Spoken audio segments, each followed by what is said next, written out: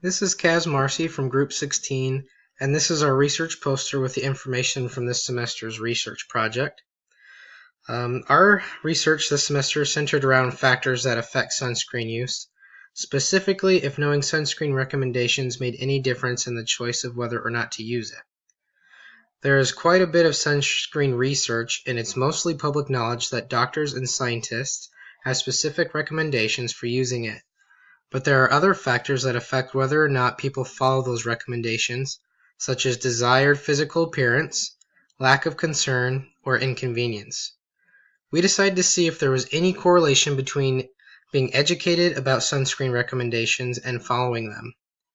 We surveyed BYU Idaho students through an online anonymous questionnaire using a 5-point scale and Qualtrics survey software, then analyzed the findings after putting them onto an Excel spreadsheet.